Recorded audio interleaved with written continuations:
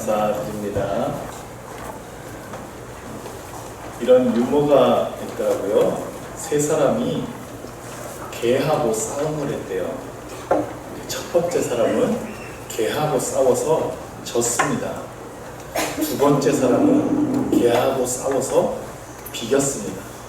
세 번째 사람은 개하고 싸워서 이겼습니다. 사람들이 그 세 사람을 이렇게 불렀습니다. 개와 싸워서 진 사람은 개만도 못한 사람, 개하고 싸워서 비긴 사람은 개 같은 사람, 개하고 싸워서 이긴 사람은 개보다 더한 사람. 세 사람이 예수님하고 달리기를 했습니다. 첫 번째 사람은 예수님보다 조금 늦게 들어와서 졌습니다. 두 번째 사람은 예수님하고 동시에 들어가서 비겼습니다. 세 번째 사람은 예수님보다 조금 빨리 들어와서 이겼습니다. 그들에게는 이런 명칭이 붙여졌어요.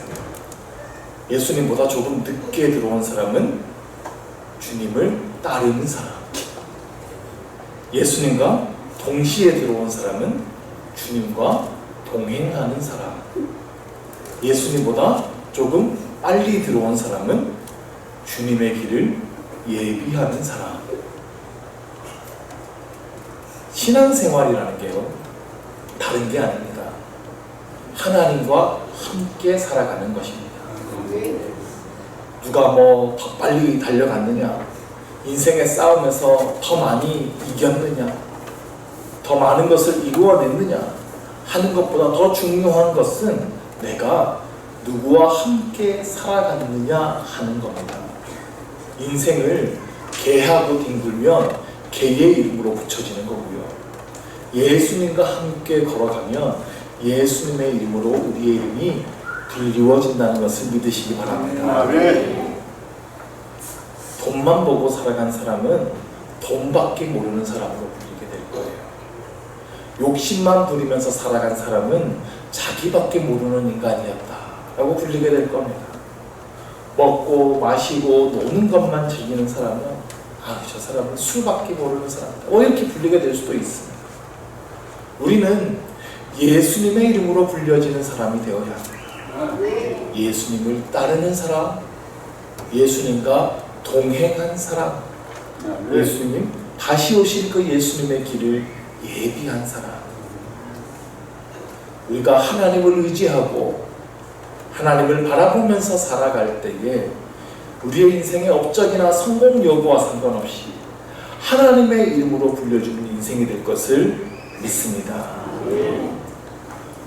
오늘은 하나님의 이름에 대해서 살펴보는 두 번째 시간입니다. 하나님의 이름은 하나님이 어떤 분이신지를 가르쳐준다고 했습니다. 우리가 하나님이 어떤 분인지를 바로 알아야 하나님을 바르게 믿을 수 있습니다. 하나님이 어떤 분인지를 바르게 알아야 하나님과 동행할 수도 있는 것이고 하나님의 뜻을 알고 행할 수 있는 것입니다. 그때의 우리의 인생이 이 하나님의 이름으로 불려지고 하나님의 영광을 세상에 나타내는 인생이 될 수 있다는 것입니다. 지난주에는 엘로힘이라는 하나님의 이름을 살펴봤습니다. 오늘은 여호와라는 하나님의 이름을 살펴봅니다. 여호와는 하나님께서 우리에게 알려주신 하나님의 이름이에요. 그러면 엘로힘과 여호와의 차이가 무엇일까요? 엘로힘은 사실 하나님의 호칭입니다. 성경의 엘로힘이라고 하는 단어는 지난주에 살펴봤듯이 모두 하나님이라고 번역됐습니다.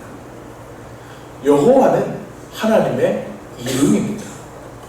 엘로힘은 하나님의 호칭, 여호와는 하나님의 이름이라고 이해하시면 쉽습니다. 쉬운 예를 들어보죠. 사람들이 저를 목사님 하고 부릅니다. 목사님은 저를 부르는 호칭이지 제 이름은 아닙니다. 제 이름은 따로 있습니다. 아버지께서 저를 낳으시고 큰 은혜를 받으셨다 그래서 큰 대자 은혜 은자를 씁니다. 그 제 이름을 모르는 사람은 목사님 하고 부를 겁니다. 그렇게 불러도 괜찮습니다. 저는 목사니까요. 제 이름을 알면 김대은 목사님 하고 부르겠죠. 여호와는 이처럼 하나님의 이름입니다. 하나님의 이름을 아는 사람들이 부를 수 있는 명칭이 여호와예요. 그러면 이 여호와라는 이름을 언제부터 부르게 되었는지 우리가 좀 살펴볼 필요가 있는데요. 오늘 읽은 본문이 바로 그 말씀입니다. 하나님께서 자신의 이름을 여호와라고 알려주신 장면이에요. 때는 하나님께서 모세를 처음으로 부르실 때였습니다. 이스라엘 백성들을 애굽에서 구원해낼 지도자로 모세를 부르셨죠. 애굽 왕궁에서 왕자로 자라났던 그 모세는 40살에 광야로 도망치게 됩니다. 그리고 나서 무려 40년 동안 광야에서 양을 치는 인생으로 살고 있었습니다. 그곳에서 아내도 만났고 아들들도 낳았어요. 그리고 이제 모세의 나이는 80이 되었습니다. 그러던 어느 날 광야의 한 떨기나무에 불이 붙어 있는 것을 보게 되죠. 그리고 그 불이 꺼지지 않고 나무도 쓰러지지 않고 있는 것을 봅니다. 이 떨기나무는 이렇게 생긴 나무입니다. 이게 가시나무과 종류의 나무인데요. 그냥 광야에서 흔하게 덤불이에요. 그러니까 이게 어떤 아름드리 나무같이 생긴 것이 아니라 그냥 가시덤불입니다. 그러니까 이런 나무에 불이 붙으면 그냥 쉽게 타고 사그라들고 무너져 버려야 맞는데 이 가시덤불이 무너지지 않고 계속 불 붙은 채로 있는 거예요. 신기하잖아요. 그래서 모세가 가까이 가죠. 그랬더니 그곳에서 하나님의 음성이 들려오는 겁니다. 이 불이 붙어 있는 떨기나무, 이 떨기나무는 모세의 현재 모습과 닮아 있는 나무입니다. 모세는 오랜 광야 생활에 이제는 힘도 다 빠졌고 육신은 늙었어요. 80세입니다. 지팡이 짚고 다닐 나이예요. 이제 무슨 새로운 일을 하겠습니까?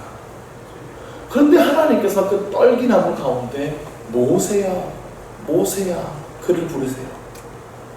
그리고 너를 이스라엘 백성을 구원할 지도자로 삼겠다고 말씀하십니다. 그런 모세에게 하나님의 불이 임할 것을 말씀하시는 거예요. 연약한 육신이지만 하나님께서 너를 붙드셔서 성령께서 너를 사로잡으셔서 무너지지 않을 것이다. 하나님의 이 불의 역사를 일으키는 놀라운 일을 감당하게 될 것을 하나님께서 미리 보여주신 것입니다. 또한 이 떨기나무는 이스라엘 백성의 현재 모습을 나타내는 모습이에요. 이스라엘 백성들 또한 고된 종살이에 지치고 메말라버린 모습이에요. 떨기나무 같은 모습으로 살고 있습니다. 하나님께서는 그런 이스라엘 백성들의 고통을 멀리서 지켜보고만 계셨던 것이 아니었어요. 7절에서 말씀하시죠. 여호와께서 이르시되 내가 애굽에 있는 내 백성의 고통을 분명히 보고 그들이 그들의 감독자로 말미암아 부르짖음을 듣고 그 근심을 알고. 하나님께서 애굽에 있는 내 백성의 고통을 분명히 봤다고 말씀하십니다. 분명히 봤다는 표현은 하나님께서 눈을 부릅뜨고 보셨다는 의미입니다. 하나님께서 이스라엘 백성들이 고통 가운데 부르짖는 것을 분명히 보셨습니다. 그 부르짖음을 들으셨습니다. 그들의 마음속에 있는 근심을 아셨습니다. 마음 깊이 이해하고 계신다는 뜻입니다. 그들의 고통 가운데 함께 계신다는 뜻입니다. 하나님께서는 그 이스라엘 백성들의 눈물 가운데 계셨고 그들의 부르짖는 소리를 듣고 계셨어요. 그래서 하나님은 지금 모세에게 찾아오신 것입니다. 그러나 지금 모세는 그 하나님의 부르심을 거절합니다. 내가 누구이기에 그런 일을 하겠냐고 답하죠. 좀 젊고 힘있을 때 저를 좀 부르시지. 이제 다 늙어가지고 양이나 치면서 인생을 마무리하려고 하는데 이제 와서 저한테 와서 왜 그러십니까? 모세가 하는 이야기는 그런 이야기예요. 그러나 하나님께서는 그러한 모세를 사용하시겠다고 말씀하십니다. 떨기나무와 같은 모습이지만 그 모세에게 내가 너와 함께 하겠다고 말씀하십니다. 하나님은 불과 같이 모세에게 임하셔서 모세와 함께하며 하나님의 뜻을 이루어 가실 거예요. 하지만 모세는 걱정이 가득합니다. 제가 어떻게 이스라엘 백성들을 애굽에서 끌어낸단 말입니까? 바로가 그 일을 허락하겠습니까? 아니 이스라엘 백성들은 제 말을 듣겠습니까? 왜 처음 보는 노인이 나타나가지고 갑자기 하나님께서 나에게 나타나셨다, 우리를 구원하실 것이다 말하면 그 말을 누가 믿을까요? 그래서 모세는 13절에서 하나님께 이렇게 질문합니다. 모세가 하나님께 아뢰되 내가 이스라엘 자손에게 가서 이르기를 너희 조상의 하나님이 나를 너희에게 보내셨다 하면 그들이 내게 묻기를 그의 이름이 무엇이냐 하리니 내가 무엇이라고 그들에게 말하니까. 이스라엘 자손에게 가서 하나님께서 나를 보내셨다 이렇게 모세가 말하며 백성들이 그 하나님의 이름이 뭐냐 이렇게 물을 텐데 제가 뭐라고 대답합니까? 지금 이 얘기죠.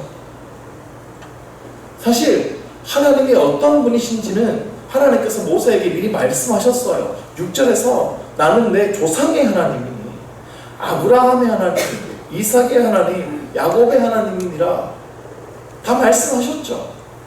뭐가 더 필요합니까? 우리 조상 아브라함, 이삭, 야곱에게 나타나셨던 그 하나님이 지금 우리에게 찾아오셨다. 그럼 끝나는 거잖아요. 근데 이스라엘 백성이 그의 이름이 뭐냐라고 왜 또 묻겠습니까? 모세가 지금 왜 이걸 걱정하는 거죠? 지금 모세는 하나님이 우리에게 어떠한 모습으로 일하실 것인지를 묻고 있는 겁니다. 당시의 이름은요, 단순한 호칭이 아닙니다. 그 이름을 가진 자의 기질과 성품과 지위와 생애와 능력을 총칭하는 말이에요. 그러니까 하나님이 지금 나에게 나타나셨는데 함께 하시겠다 하셨는데 지금 하나님이 우리에게 어떤 모습으로 일하실 겁니까? 어떤 능력을 발휘하실 겁니까? 그 하나님은 어떤 하나님입니까? 지금 이걸 묻는 거예요. 당시의 신들은 그랬거든요. 태양신도 있고 바람을 주관하는 신도 있고 비를 내리는 신도 있고 지진의 신도 있고 전쟁의 신도 있고 수도 없이 많습니다. 그 중에서 하나님은 우리에게 어떤 하나님이냐는 거예요. 어떤 능력을 발휘해서 저 강력한 애굽에서 우리를 건져내실 겁니까? 모세가 지금 그걸 묻는 겁니다. 그래서 이름을 묻는데 사실 모세의 질문은 조금 건방진 질문이에요. 감히 하나님에게 이름을 묻다니요. 사실 하나님에게는 이름이 필요가 없습니다. 지난주에도 말씀드렸지만 하나님은 유일하신 하나님입니다. 이름이라는 것은 다른 존재와 구별하기 위해 필요한 거거든요. 예를 들어 태양은 그냥 태양이에요. 태양은 하나밖에 없기 때문입니다. 근데 별은 무수히 많죠. 그러니까 별마다 다 이름을 붙여서 별을 구별합니다. 마찬가지로 하나님은 한 분입니다. 그러니까 하나님에게도 다른 이름이 필요 없어요. 그냥 하나님입니다. 근데 모세는 지금 감히 하나님의 이름을 물어봤어요. 자, 조선시대를 생각해 봅시다. 왕에게도 이름이 있어요. 다 이름이 있습니다. 왕의 아들로 태어나면 다 이름을 지어주죠. 그러나 그가 왕으로 등극하는 순간 누구도 감히 왕의 이름을 부르지 않습니다. 왕이니까요. 그냥 전하죠. 나라의 왕은 한 분밖에 안 계시기 때문입니다. 왕의 이름을 휘라고 해요. 그래서 특별히 존중합니다. 그래서 왕의 이름이 들어간 그 글자는 국가 문서에도 사용하지 않습니다. 사람들이 이름을 지을 때도 그 왕의 이름에 들어간 글자는 피합니다. 왕의 이름을 직접 부르는 것은, 입에 담는 것은 불경죄에 해당해요. 그런데요, 가끔 사극을 보면 왕이 자신의 이름을 알려줄 때가 있더라고요. 이게 역사적으로 보면 이게 불가능한 일입니다. 왕이 감히 자신의 이름을 누구에게 알려주지 않습니다. 그 왕이 근데 사극에 보면 내 이름은 산이요, 내 이름은 이혼이다, 이렇게 알려주는 장면들이 가끔 나와요. 이런 대사는 왕이 자신의 지위를 버리고 인간 대 인간으로 한 사람에게 이렇게 인간적으로 다가갈 때 사용되는 대사예요. 자신을 사랑하는 사람에게 왕의 신분이 아니라 자신의 이름을 사용하면서 인간 대 인간으로서의 그 친밀한 관계를 강조하는 거죠. 평민은 감히 왕의 이름을 부를 수가 없습니다. 그런데 내가 너를 사랑하기 때문에 나의 이름을 너에게 알려준다는 거예요. 그래서 나는 너를 전하가 아니라 내 이름으로 불러도 된다, 이러한 의미로 왕이 이름을 알려주는 겁니다. 이건 엄청난 사랑이죠. 오늘 하나님께서는 모세에게 자신의 이름을 알려주십니다. 그때 알려준 이름이 여호와예요. 우리는 여기에 감동해야 합니다. 하나님께서 나에게 자신의 이름을 알려주시다니. 하나님께서 만약에 자신의 이름을 알려주지 않았다면 우리는 그냥 하나님을 엘로힘으로만 알았을 거예요. 이건 전하와 똑같은 호칭이에요. 높이 계신 하나님, 보좌 위에 계신 하나님, 왕이신 하나님. 그런데 마치 그 왕이 자신의 이름을 사랑하는 여인에게 알려주듯이 하나님께서 자신의 이름을 우리 인간들에게 알려주셨다는 거예요. 너는 나를 이름으로 부르라는 거죠. 이 말은 우리 하나님께서 저 멀리 계신 우주의 통치자가 아니라 나에게 가까이 찾아와 주시어서 우리와 함께 계시고 우리를 사랑하시고 우리와 개인적으로 친밀한 관계를 맺기 원하시는 분이라는 사실입니다. 하나님은 그렇게 우리에게 찾아오셨어요. 우리가 먼저 하나님을 찾은 것이 아닙니다. 하나님께서 먼저 자신의 이름을 알려주셨습니다. 하나님은 멀리서 우리를 위엄있게 통치하시는 분이 아니라 친밀하게 우리에게 찾아와 주시어서 자신의 이름을 부르도록 하신 분이십니다. 성경을 면밀하게 연구한 학자들이 알아낸 사실이 있는데요. 성경에서 우주를 창조하신 분이요, 권능의 하나님을 강조할 때는 하나님을 엘로힘이라고 사용하고요. 반면에 하나님의 친밀하심을 강조할 때, 특별히 인간을 부르시고 우리에게 찾아와서 말씀하시는 하나님을 강조할 때는 여호와라는 호칭을 쓰는 경향이 있다는 거예요. 정리하면 그렇습니다. 엘로힘은 창조의 하나님, 능력의 하나님, 전능하신 하나님, 너무 크셔서 우리가 감히 다가갈 수 없는 초월적인 하나님, 그 하나님의 위대하심을 강조할 때 엘로힘이라고 했습니다.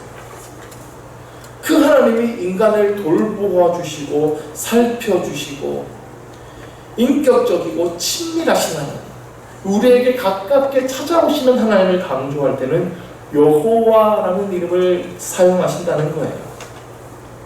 하나님께서 그렇게 우리에게 자신의 이름을 알려주셨어요.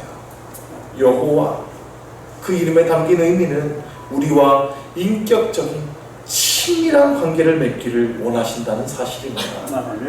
우리에게 가깝게 찾아오신 하나님, 그 하나님께서 우리가 그 하나님의 이름을 부르며 가깝게 다가오기를 원하십니다. 여호와라는 하나님의 이름을 부르면서 우리에게 가깝게 찾아오신 하나님의 사랑을 경험하시기를 바랍니다. 그리고 하나님께 더욱 가까이 나아가는 우리가 되기를 간절히 축원합니다. 자, 14절 말씀을 보시면 하나님께서 자신의 이름을 이렇게 알려주셨어요.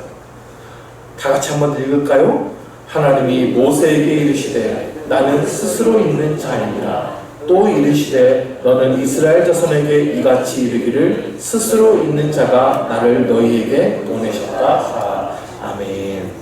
자, 여기서 보니까 스스로 있는 자라고 자신의 이름을 알려주셨어요. 그리고 여호와라는 이름은 그 다음 절에 나와요. 15절에 보니까 하나님이 또 모세에게 이르시되 너는 이스라엘 자손에게 이같이 이르기를 너희 조상의 하나님 여호와. 여호와라는 이름을 하나님께서 여기서 처음 직접 알려주셨습니다. 물론 이전에도 성경에는 여호와라는 호칭이 계속 등장했었습니다. 창세기 2장에서부터 여호와라는 이름이 계속 나와요. 그런데 창세기를 기록한 사람도 모세죠. 자, 모세는 오늘 이 본문에서 처음으로 여호와라는 이름을 듣고 배웠어요. 그리고 성경을 기록할 때 이제 여호와라는 이름을 기록하는 겁니다. 특별히 하나님의 친밀하심을 강조할 때 여호와라는 말을 성경에 쓴 겁니다. 자, 그런데 이 여호와라는 말이요, 참 이상한 말이에요. 이게 히브리어 원어로 보면 발음이 안 되는 단어입니다. 히브리어로 보면 이런 글자로 되어 있습니다. 이게 네 글자인데 어차피 여러분들 알 수 없는 글자일 텐데 이 글자의 발음 기호를 영어로 하면 이렇게 됩니다. YHWH예요. 그러니까 이게 읽을 수가 없어요. 발음이 안 되는 글자예요. 뭐 이렇게 돼요. 발음이 안 됩니다. 그러면 학자들이 이 글자를 어떻게 읽어야 되나 고민하면서 그럼 제일 분명한 거는 이 언어를 사용하는 사람한테 물어보면 되잖아요. 유대인들이 히브리어를 읽으니까 유대인들한테 야, 이 글자 어떻게 읽습니까? 물어보는데 문제는 유대인들이 이 글자를 안 읽어요. 그러니까 유대인들도 이 글자를 어떻게 읽어야 될지 모른다는 겁니다. 그러니까 10계명에 보면 두 번째 계명에 여호와의 이름을 망령되게 부르지 말라고 되어 있습니다. 그러니까 하나님의 이름 여호와라는 이름을 함부로 부르지 말라는 뜻이죠. 그러니까 유대인들이 여호와라는 이름을 아예 부르지 않았어요. 이 글자를 아예 입에 담지를 않았습니다. 그러니까 성경을 소리내서 읽다가 이 여호와라는 단어가 나오면 멈춥니다. 그리고 하면 여호와예요. 혹은 다른 말로 바꿔서 부릅니다. 이 여호와라는 이름이 나오면 여호와라고 부르지 않고 아도나이라는 말로 바꾸고 있는데 이건 나의 주님이라는 뜻입니다. 나의 주님 하면 여호와인 거예요. 그러니까 이걸 어떻게 읽는지 아무도 몰라요. 그러니까 성경학자들이 고민하다가 이 네 글자에 모음을 붙였어요. 이 모음을 붙인 게 여호와라고도 하고 야훼라고도 하는 겁니다. 근데 이 단어가 무슨 뜻인지도 사실 명확하지 않아요. 그런데 오늘 14절에 보니까 그 뜻을 알려주셨어요.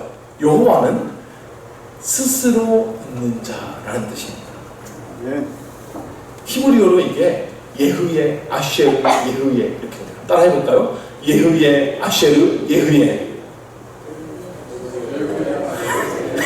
죄송합니다. 어려운 거 시켰네요. 자, 이 예흐예라는 말에서 여호와라는 단어, 야훼라는 말이 나왔어요. 그래서 여호와는 곧 스스로 있는 자라는 의미를 담고 있습니다. 사실 근데 이것도 굉장히 어려운 말이에요. 번역이 잘 안 돼요. 스스로 있는 자라고 번역은 해놨지만 히브리 말로 그대로 직역하면 이건 나는 나다라는 뜻입니다. 나는 나다라는 뜻, 이 원어의 의미 속에는 존재한다라는 의미도 있어요. 그래서 나는이라는 표현 속에도 존재한다는 뜻이 있고 나다라는 뜻에도 존재한다는 뜻이 있어서 그래서 우리말에는 나는 나로서 존재한다 이게 다 맞는데 어쨌든 의역해서 나는 스스로 있는 자 이렇게 해놨습니다. 나는 스스로 있는 자다라고 하면 자, 하나님을 지으신 분이 없다는 뜻이죠. 세상의 모든 만물은 지은 분이 있습니다. 그런데 하나님은 스스로 존재하십니다. 그 누구도 하나님을 만들지 않았습니다. 그래서 하나님은 모든 존재의 시작이 되시는 분, 온 세상의 시작과 끝이 되시는 분이라는 겁니다. 모세는 지금 하나님의 부르심 앞에 두려워서 떨고 있어요. 내가 과연 이스라엘 백성들을 애국에서 이끌어낼 수 있을까? 나는 지팡이 짚고 다니는 80의 노인인데 내가 과연 그 바로 왕 앞에 설 수 있을까? 나는 말을 잘하지 못하는데 뭐 이런 자신의 한계들 앞에 두려워하고 있어요. 그러나 하나님 이름을 알려주십니다. 나는 스스로 존재하는 하나님입니다. 온 세상의 처음과 끝이 되시는 하나님, 세상의 모든 역사를 주관하시는 하나님이라는 거예요. 그런데 그 하나님이 모세에게 찾아오셨다는 겁니다. 그 하나님이 모세를 부르고 계십니다. 모세를 통해서 그 구원의 일을 이루시겠다고 말씀하시는 거예요. 그러면 된 거 아닙니까? 이 세상 만물을 창조하신 분이 나와 함께 하시는데, 이 역사를 주관하시는 하나님, 세상 역사의 처음과 끝이 되시는 하나님이 나와 함께 하시는데 뭘 두려워하겠습니까? 우리는 이 사실을 믿어야 되는 거예요. 스스로 존재하시는 하나님, 그 능력의 하나님이 나의 하나님이 되십니다. 나에게 찾아와 주셨어요. 역사의 시작과 끝이 되시는 하나님, 이 세상을 만물을 다스리시는 하나님이 우리를 위해 일하시고 계십니다. 이 믿음이 있으며 무엇도 두려워할 것이 없는 것입니다. 지금은 비록 나의 상황이 힘들고 어려워 보여도, 세상은 갈수록 악해져만 같아 보일지라도 하나님께서 지금도 일하시고 계십니다. 전능하신 하나님께서 하나님의 뜻을 우리에게 이루어 주실 것입니다. 이 하나님에게 소망을 두시기를 바랍니다. 자, 마지막으로 여호와 하나님은 스스로 존재하시는 하나님이십니다. 사실 이것이 번역이 어려워서 의역한 거라고 그랬어요. 나는 나다가 직역한 말이라고 했죠. 근데 여기에는 존재한다라는 의미가 들어있다고 했어요. 그러므로 나는 나로서 존재한다. 더 정확히 얘기하면 나는 지금 여기에 존재하는 하나님이다 라는 뜻입니다. 이것이 여호와라는 말의 좀 더 정확한 의미입니다. 지금 여기에 존재하시는 하나님입니다. 이스라엘 백성들은 지금 극심한 고난 가운데 있습니다. 400년이 넘도록 애굽에서 종살이를 하고 있어요. 애굽의 정권은 이스라엘 백성들을 지독하게 핍박하고 있습니다. 그럼에도 이스라엘 백성들이 계속 번성하니까 나중에는 바로 왕이 아주 악한 명령을 내리잖아요. 이스라엘 자손들 중에 아들을 낳으면 그들을 나일강에 집어 던져라. 이건 끔찍한 일까지 거예요. 하나님께서 그들의 고통을 보셨어요. 그들의 부르짖음을 들으셨어요. 그래서 그들 가운데 찾아오셨습니다. 그들을 구원해내겠다고 약속하십니다.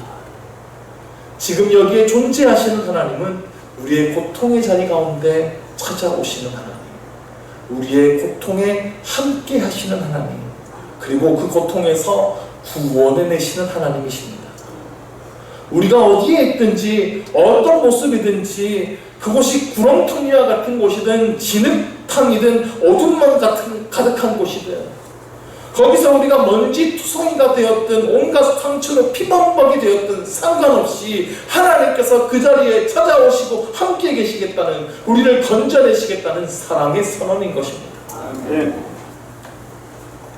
여러분 같이 성경 15절의 마지막 말씀을 보십시오. 이는 나의 영원한 이름이요 대대로 기억할 나의 칭호니라 라고 말씀하셨습니다. 여호와라는 이름을 가르쳐 주시면서 영원히 이 이름을 기억하라고 말씀하십니다. 하나님께서 영원히 우리와 함께 계시겠다는 뜻이죠. 하나님은 우리와 언제나 영원히 함께 계시는 하나님입니다. 언제나 우리에게 찾아오시는 하나님이시고 구원해내실 하나님이세요. 이것이 대대로 기억할 나의 칭호라고 말씀하셨어요. 영원히 변치 않으실 것을 약속하신 것입니다. 이 의미와 상통하는 이름이 있어요. 하나님께서는 예수님을 이 땅에 보내시면서 그의 이름을 임마누엘이라 하셨습니다. 임마누엘, 하나님께서 우리와 함께 하신다는 뜻이죠. 예수님도 역시 우리와 함께 하시는 하나님으로 이 땅에 찾아오셨습니다. 하나님은 여전히 우리의 삶 가운데 찾아오시는 분이시고 언제나 우리와 함께 하시는 분이시고 우리를 건져내시는 하나님이십니다. 그것이 바로 여호와라는 이름에 담긴, 우리가 여호와라는 하나님의 이름을 부를 때마다 기억하시기 바랍니다. 모세와 함께 하신 하나님께서 오늘 우리와 함께 하십니다. 이스라엘의 구원을 베푸신 하나님께서 오늘 우리의 삶의 자리에 찾아와 구원을 베풀어 주실 것입니다. 아멘. 이제 중요한 것은 우리의 반응이에요. 하나님께서는 우리에게 자신의 이름을 알려주시면서 가까이 찾아와 주셨어요. 이제 우리는 그 하나님께 가까이 나아가야 합니다. 여호와 하나님의 이름을 부르며 하나님께로 더욱 가까이 나아가야 하는 것입니다. 아멘. 하나님은 우리와 영원히 함께 하시는 분이십니다. 그래서 오늘도 이곳에서 우리가 부르짖으며 기도할 때에 우리에게 찾아오셔서 함께 하시고 응답하여 주심을 믿으시기 바랍니다. 우리의 부르짖는 소리를 들으시고 구원을 내시는 분이 우리 여호와 하나님이세요. 지금 여기에 우리 가운데 찾아오시는 여호와 하나님, 우리와 영원토록 함께 하시겠다 약속하신 하나님, 그 하나님 앞으로 더욱 가까이 나아가는 우리 모두가 될 수 있기를 주의 이름으로 축원합니다. 아멘. 우리 함께 찬양할 때에 나의 안에 거하라. 나는 내 하나님이니 내가 너를 건져내겠다 약속하시네. 내가 너를 지명하여 불렀나니 너는 내 것이라 말씀하십니다. 이 하나님의 음성을 우리가 입술로 고백하며 찬양하며 결단하며 기도합시다.